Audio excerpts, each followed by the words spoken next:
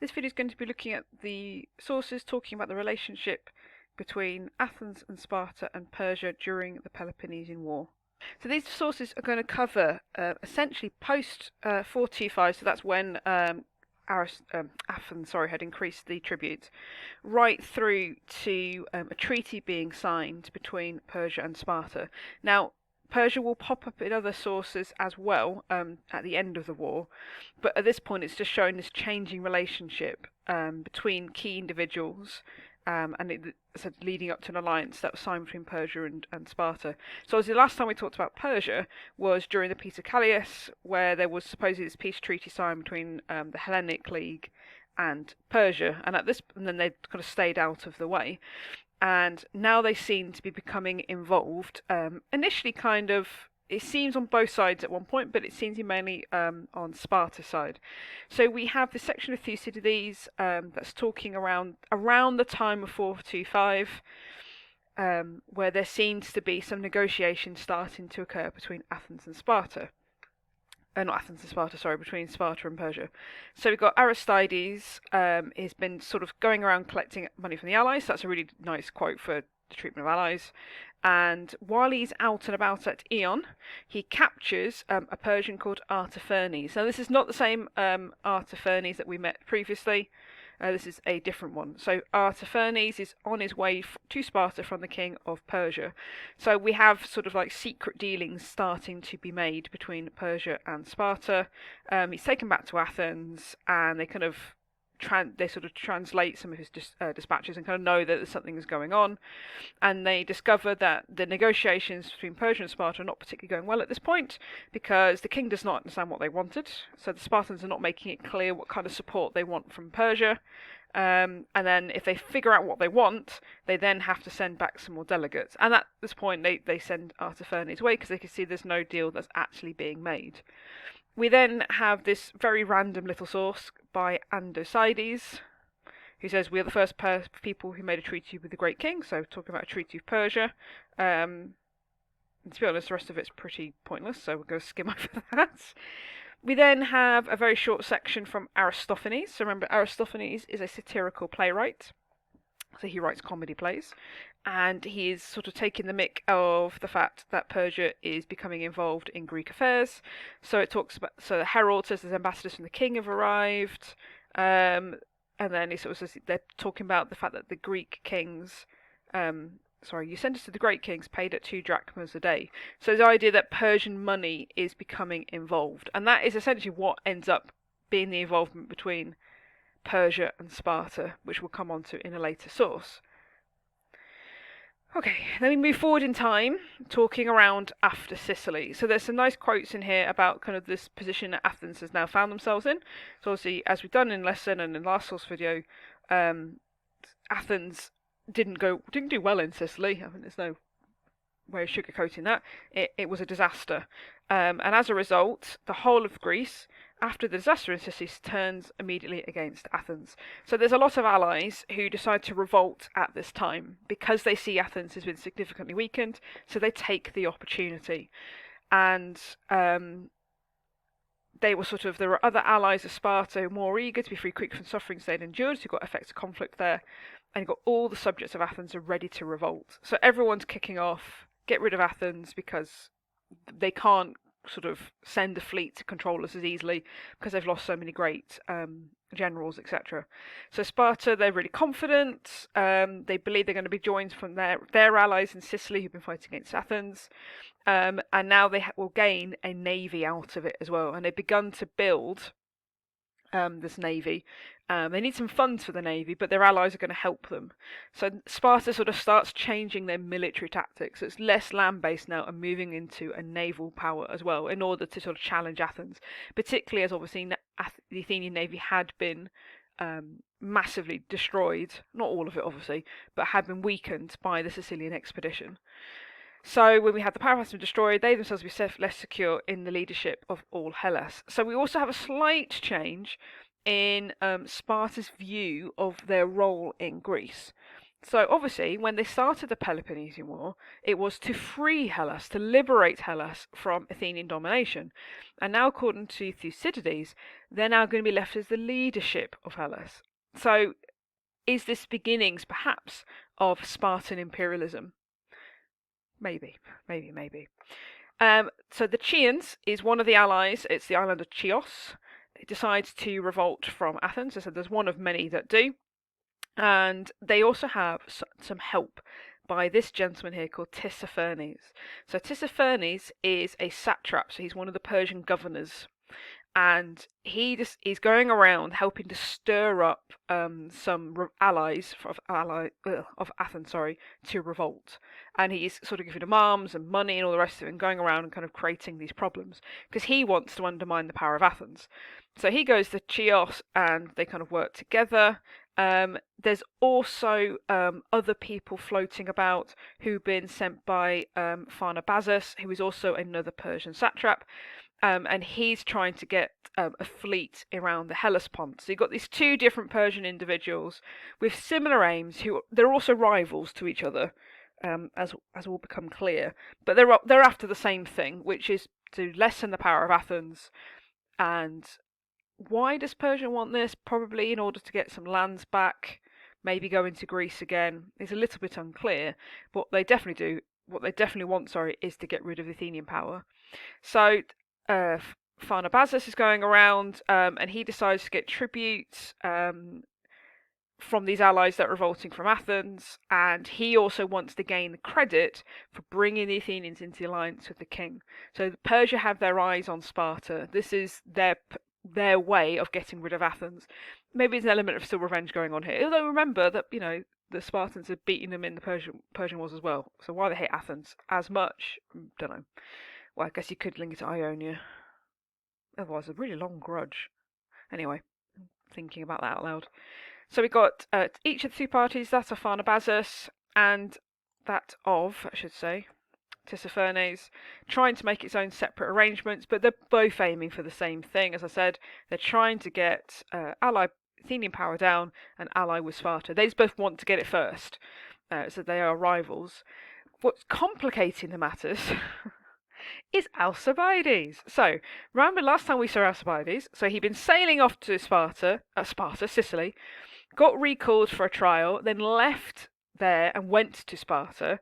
While in Sparta, he told them the war plans and gave them advice in order to weaken Athens in Decislaia, which had worked. Now, what Alcibiades is up to is what Alcibiades wants to do.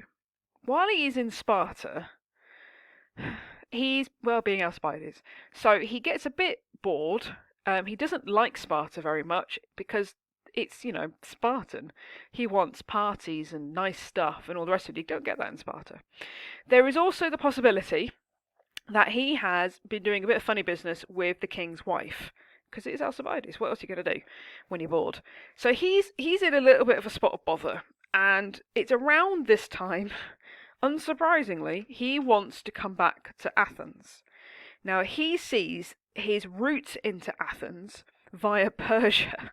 I said Alcibiades was a pain. He is an absolute pain.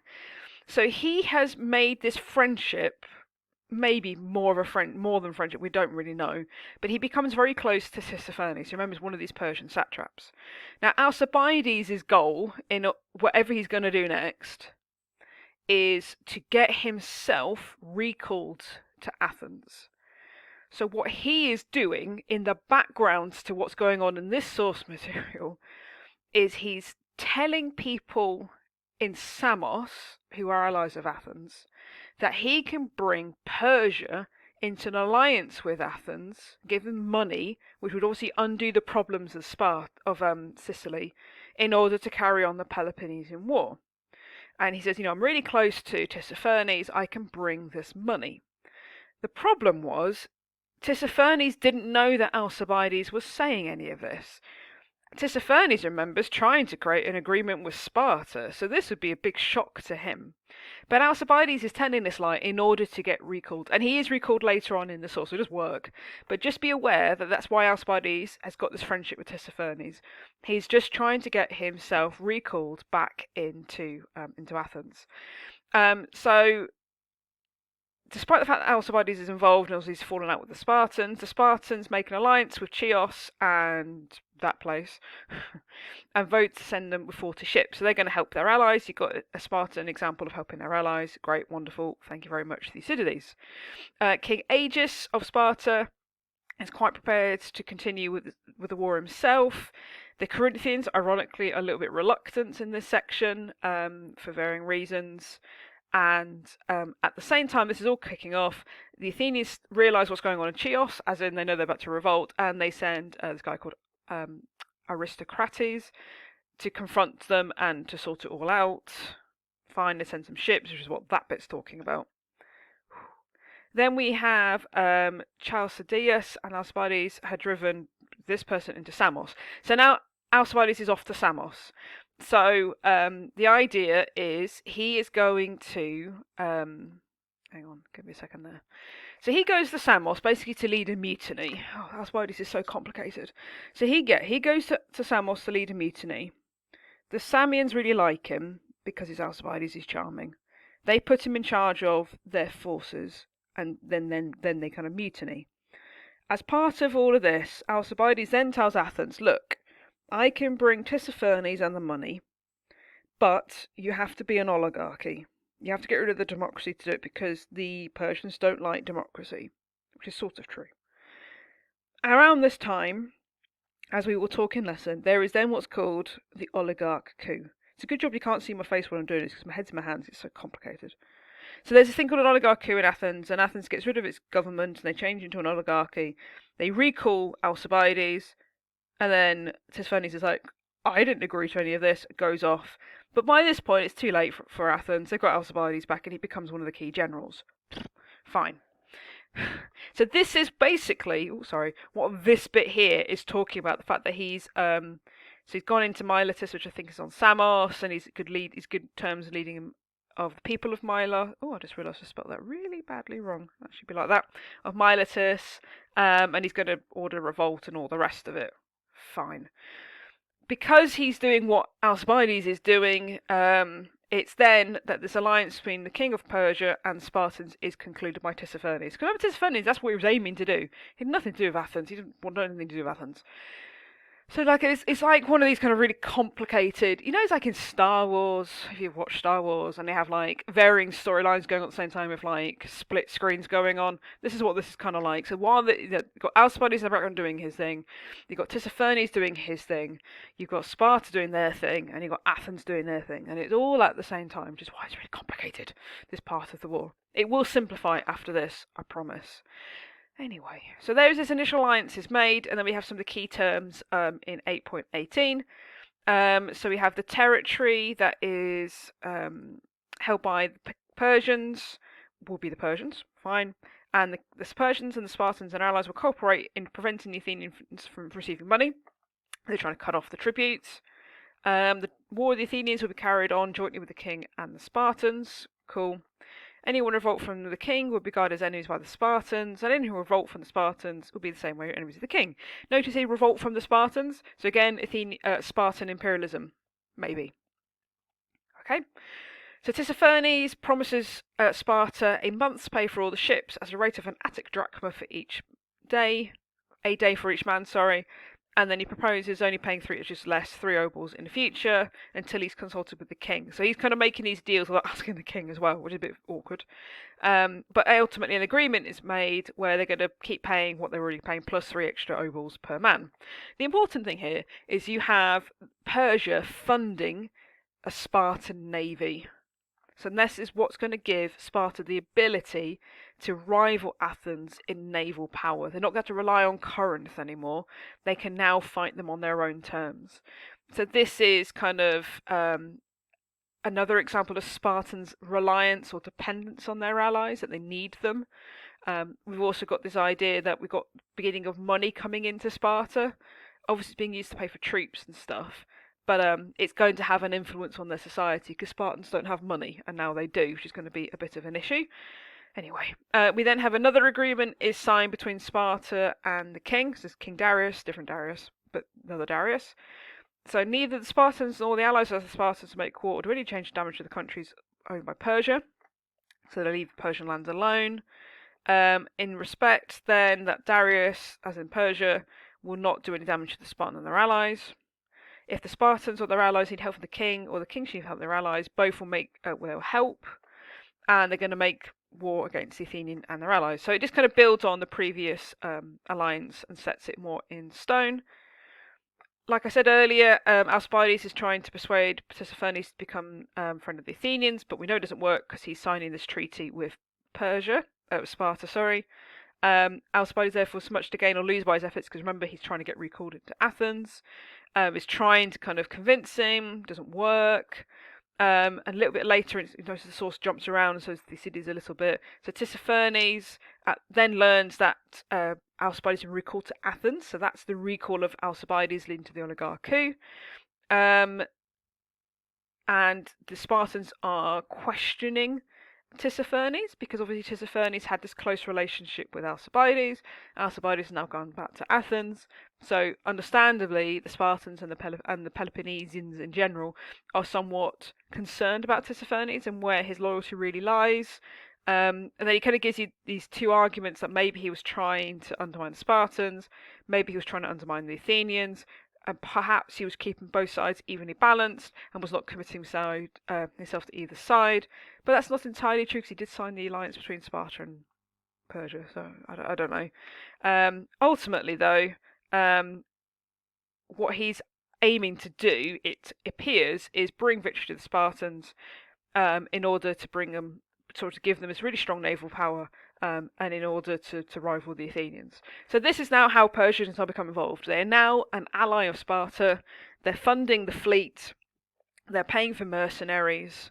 And this is going to, without giving too much of a spoiler, really improve Sparta's position. Because obviously, although Athens is massively weakened after Sicily, they are still able to put down those revolts in most of their allies after the Sicilian expedition, which is why Sparta has decided to ally with Persia in order to build up enough forces in order to defeat the Athenians once and for all.